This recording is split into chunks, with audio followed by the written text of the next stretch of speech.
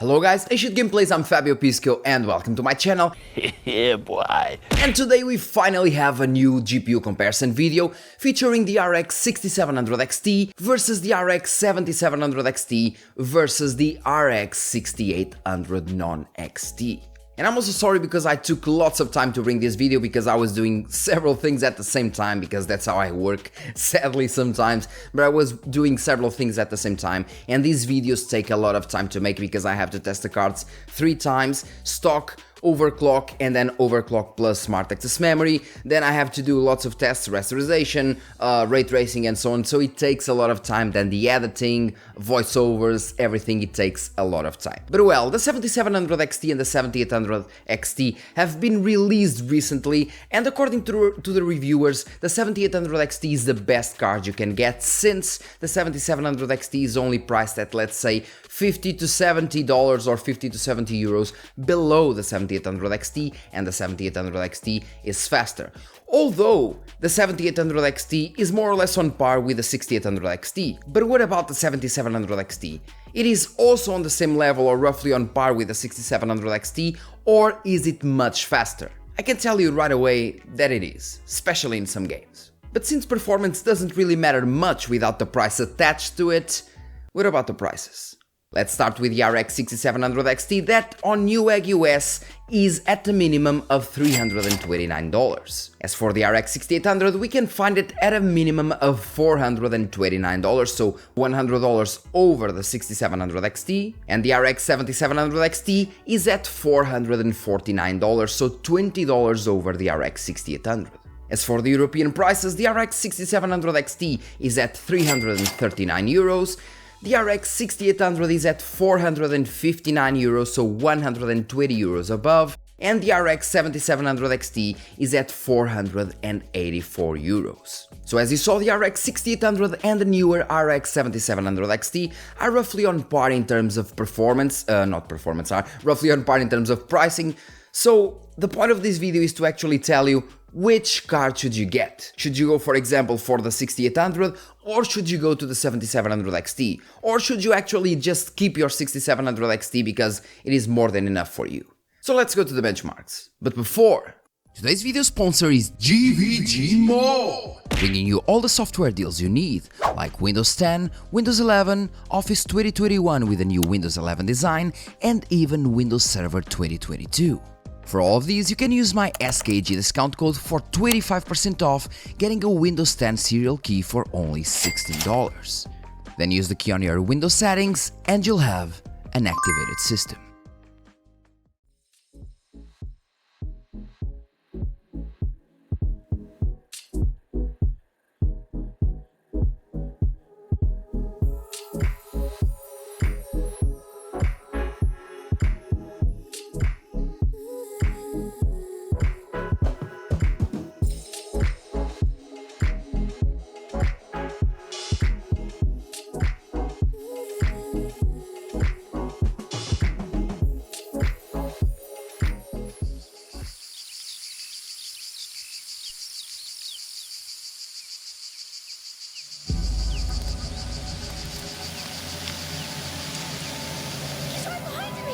He's going to catch us!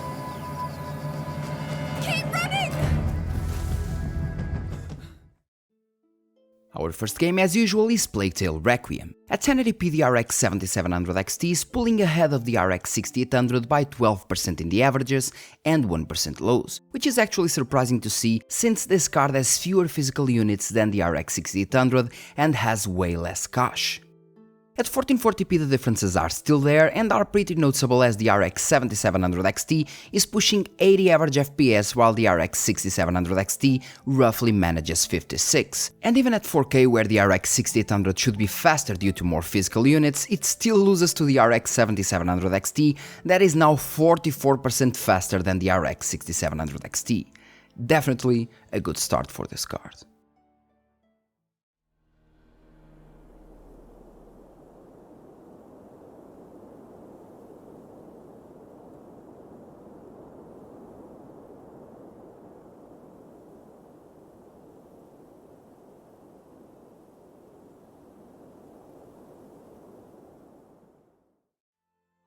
In Assassin's Creed Valhalla at 1080p though, things don't look as good as before, with the RX 7700 XT barely beating the RX 6800 and being only 15% faster than the RX 6700 XT, which is a bit disappointing. And sadly, it does not change much at 1440p, where the RX 6800 now matches the RX 7700 XT that isn't much faster than the RX 6700 XT as well.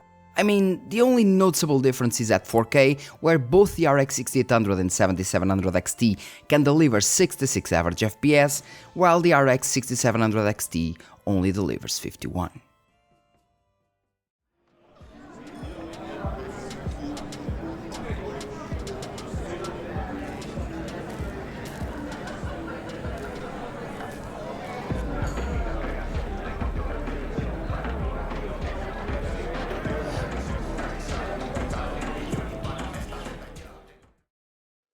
In Cyberpunk 2077, we see once again the RX 7700 XT outmatching the RX 6800 by a little. It is interesting to note that the RX 7700 XT without Smart Access memory was 7% faster than the RX 6800, but with it, it is only 2% faster, meaning that the RX 6800 works better with Smart Access memory, maybe due to having more bandwidth than 16GB VRAM, who knows. At 1440p, the RX 7700 XT is still the fastest card, now being a very decent upgrade over the RX 6700 with a 36% performance increase, and at 4K it is even more dramatic as the RX 6700 XT delivers the 30 average FPS console master race, where the other two cards can deliver over 40.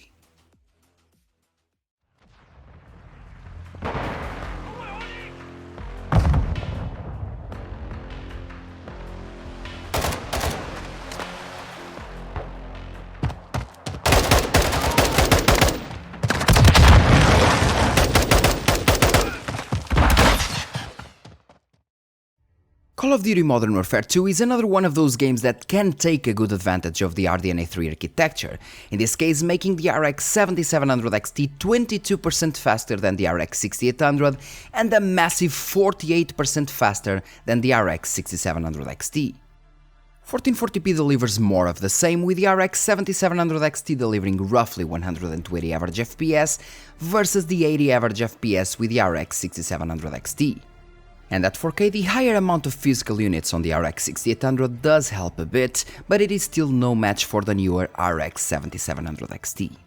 Interesting results here.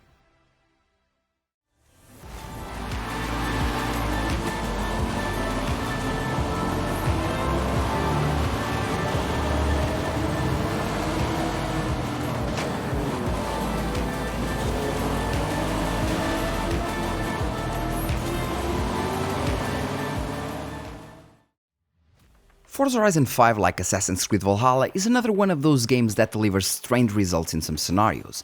In here, even the generally much faster RX 6800 is only 7% faster than the RX 6700 XT, which is odd to say the least. At 1440p the differences get a little bigger, but nothing really astonishing as all GPUs are pushing over 120 average FPS. And at 4K, well, the RX 6800 outmatches the RX 7700 XT by a little, with even the RX 6700 XT delivering a very playable 68 average FPS, I mean 78 average FPS. Nothing special to see in the benchmarks, I think.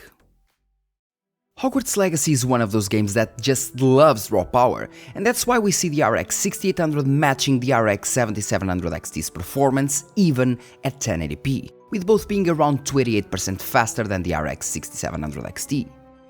At 1440p nothing really changes besides the FPS numbers, with the RX 6700 XT still delivering over 60 average FPS even at ultra settings, which is not bad at all, let's be real, and at 4K none of those cards can achieve 60 average FPS, with the RX 6800 now being 9% faster than the RX 7700 XT, because, like I told you before, this game just loves raw power.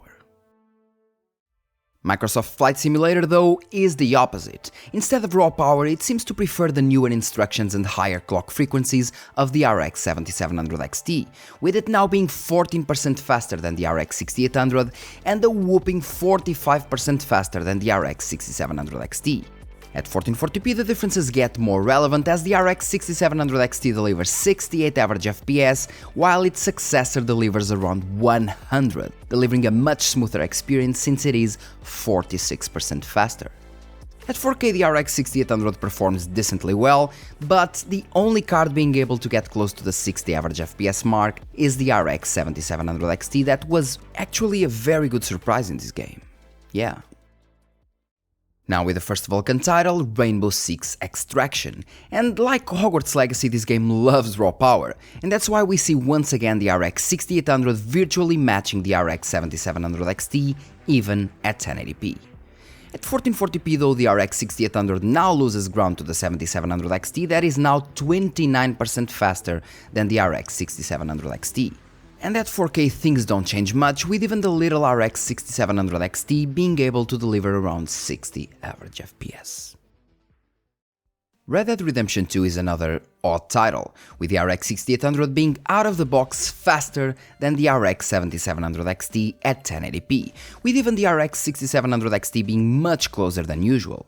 At 1440p the RX 6800 gets to dominate the RX 7700 XT further, now being 7% faster, with the same RX 7700 XT being only 17% faster than its predecessor. And at 4K things just get more embarrassing for the RX 7700 XT that can't even achieve 60 average FPS, while the RX 6800 manages 62.8, being 10% faster. Starfield is a new addition to our benchmarks and came to replace Guardians of the Galaxy. At 1080p both the RX 6800 and 7700 XT are delivering roughly the same performance, with the RX 6700 XT barely hitting the 50 average FPS mark, thing that just gets worse at 1440p where it barely hits the 40 average FPS mark. The other two cards can deliver almost 60 average FPS though, being 36% faster in this scenario. And if the game is poorly optimized on the CPU side, well, at 4K we have the GPU being killed, with even the stronger GPUs here barely managing to get over 35 average FPS. I guess Bethesda really meant it when they said they thought 30 FPS gaming was okay. Well, maybe in 2004 it was. The Last of Us is another remake made with the RDNA 2 in mind, and it does love smart access memory, as even though both the RX 7700 XT and 6800 were on par without it, when using it the RX 6800 is 5% faster, maybe once again due to having 16GB VRAM and more Infinity Cache. Interesting. At 1440p the RX 6800 still dominates the charts, but even the RX 6700 XT is still able to deliver 73 average FPS at high settings in one of the most GPU intensive parts of the game, which is a plus. At 4K this game gets quite heavy even at high settings, and the RX 6800 pulls a very fair, let's say 50 average FPS, yeah, while the RX 7700 XT stays around the 45 average FPS mark. Sincerely, expected more here. And our last rasterization benchmark is God of War. It seems that although this game was also made with RDNA 2 in mind, it does perform better with the RX 7700 XT, with it now being 11% faster than the RX 6800 and 33% faster than the RX 6700 XT. At 1440p the advantage over the RX 6800 does get a bit smaller, but it is still performing considerably better than the RX 6700 XT, something that does not change at 1440p ultra-wide, where the RX 7700 XT is still the fastest card, pushing almost 90 average FPS.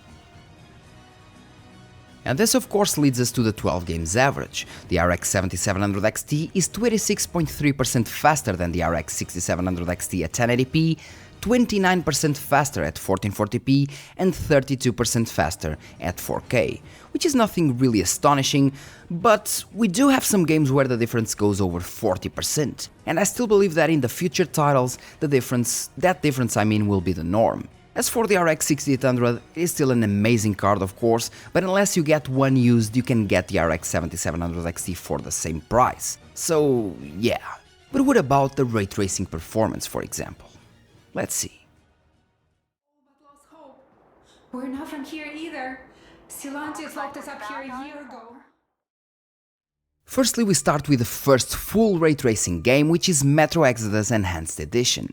As you can see here, the 7700 XT is much better than most of you expected when it comes to full, well-implemented ray tracing. At 1080p, it is 25% faster than the RX 6800, even though it has less ray tracing cores, having higher 1% lows than the RX 6800 has on averages. Things that translated to 1440p and 4K as well.